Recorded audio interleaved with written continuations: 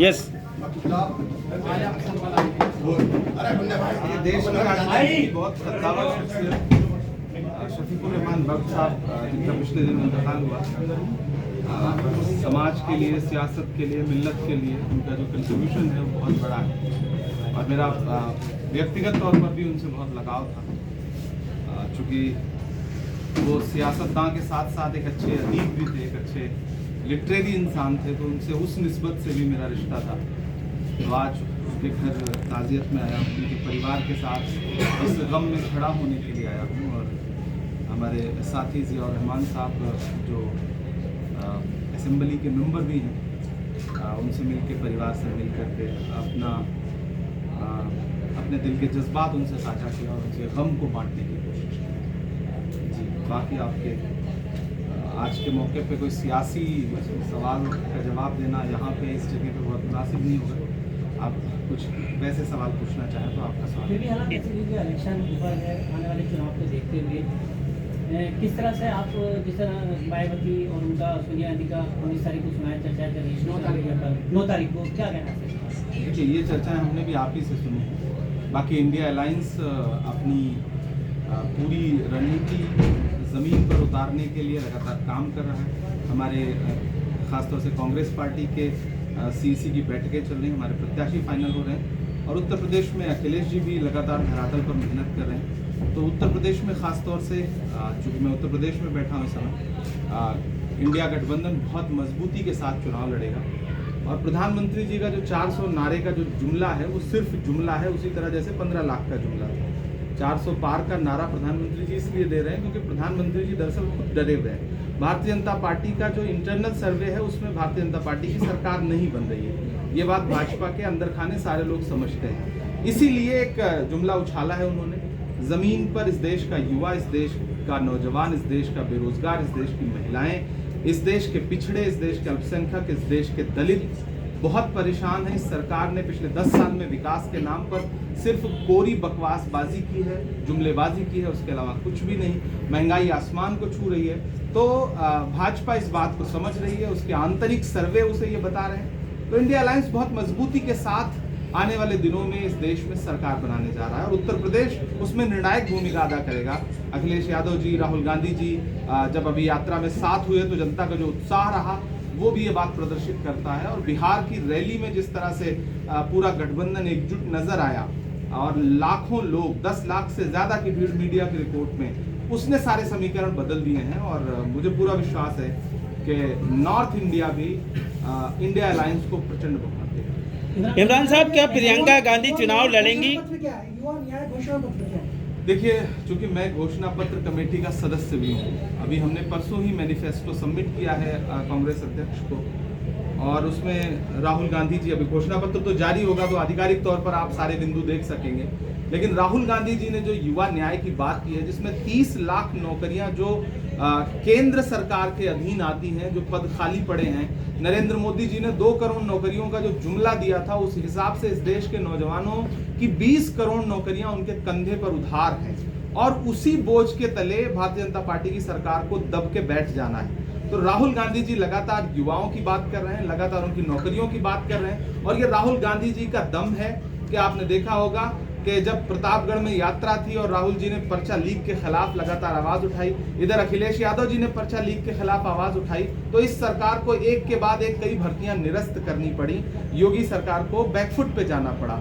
तो इस देश का जो इस समय सबसे बड़ा मुद्दा है वो युवाओं की नौकरी है। हम लगातार उस पर ध्यान केंद्रित कर रहे हैं। भारतीय जनता पार्टी मंदिर मस्जिद की राजनीति करती है, नफरत की राजनीति करती है, हम मोहब्बत की राजनीति करते हैं। हम नफरत के बाजार में मोहब्बत की दुकान खोल रहे हैं और हमें पूरा विश्वास है कि देश इंडिया अलायंस को इस बार जरूर सत्ता के लिए चुनेगा। इमरान साहब, केरल के अंदर भारतीय जनता पार्टी एक मुस्लिम व्यक्ति को टिकट दिया है। अब तक ये आरोप लग रहे थे कि भाजपा मुसलमान को प्रत्याशी नहीं बनाती। कांग्रेस किस नजरिए से देखती है इस बात?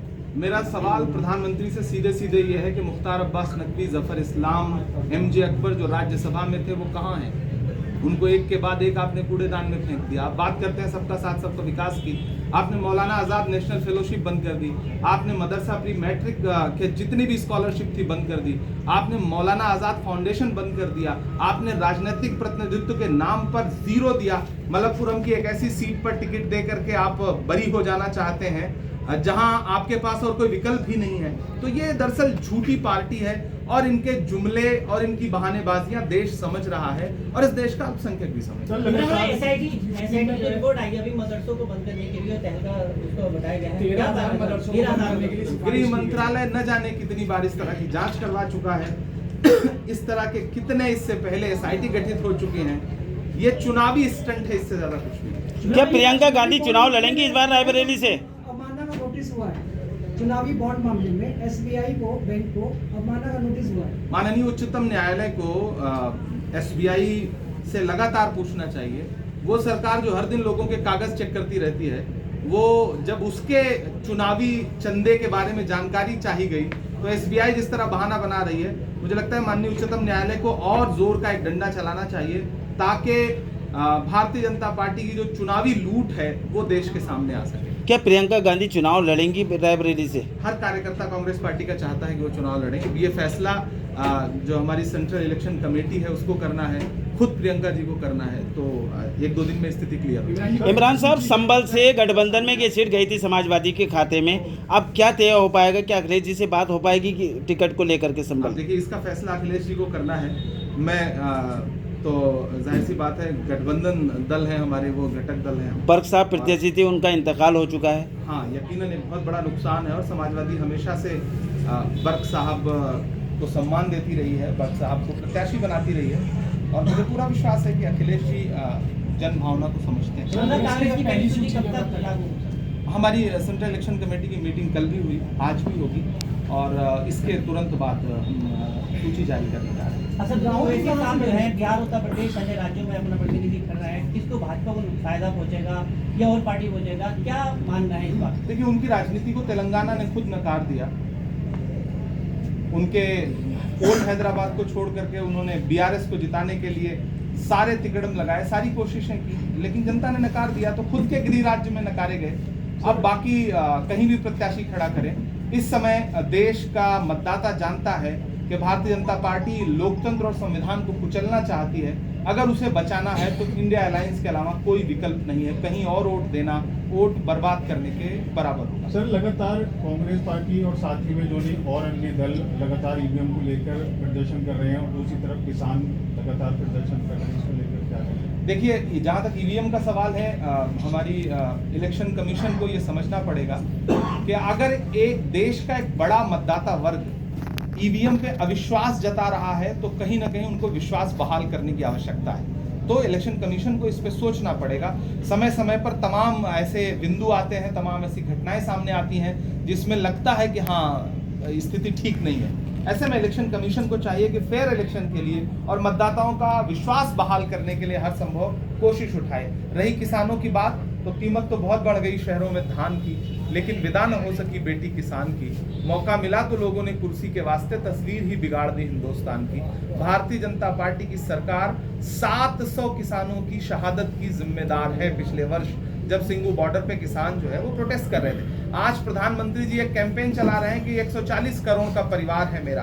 तो मैं प्रधानमंत्री जी से पूछना चाहता हूं कि उस परिवार में किसान आते हैं या नहीं? अगर आते हैं तो जो 700 किसान शहीद हुए हैं उनके घर आप कब जा रहे हैं? उस 140 करोड़ के परिवार में कठुआ, हाथरस, उन्नाव, सोनभद्र की बेटियां आती हैं या नहीं? अगर आ रही हैं तो फिर आप अपराधियों के साथ क्यों खड़े हैं?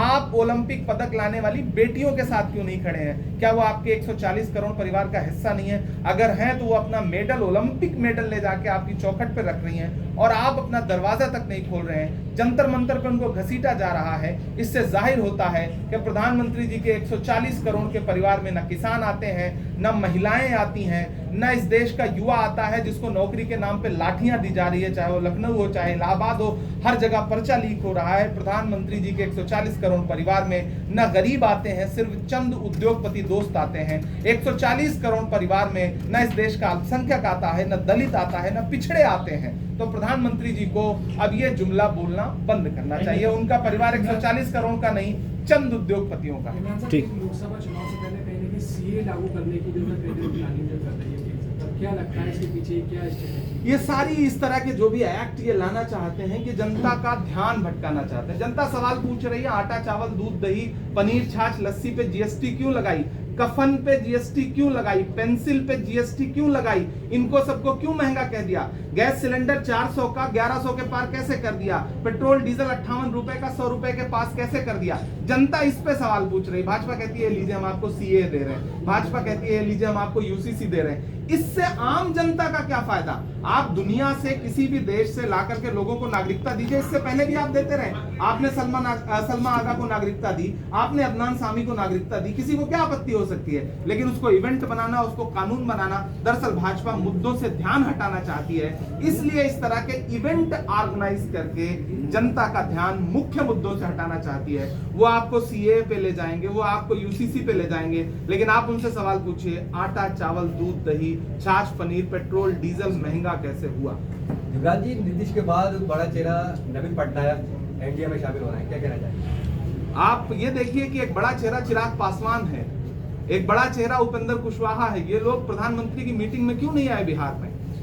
एनडीए का कुनबा टूटने जा रहा है, बिखरने जा रहा है। और अगर प्रधानमंत्री जी से मेरा सवाल है कि आपको ये विश्वास है कि 370 पार 400 पार, तो फिर आप ये कांग्रेस के छोटे छोटे नेताओं को भी, विपक्ष के छोटे छोटे नेताओं को भी तोड़ के ज्वाइन क्यों करा रहे हैं? कल तक नारा दे रहे थे कांग्रेस मुक्त भारत का, आज कांग्रेस युक्त भाजपा हो गई है।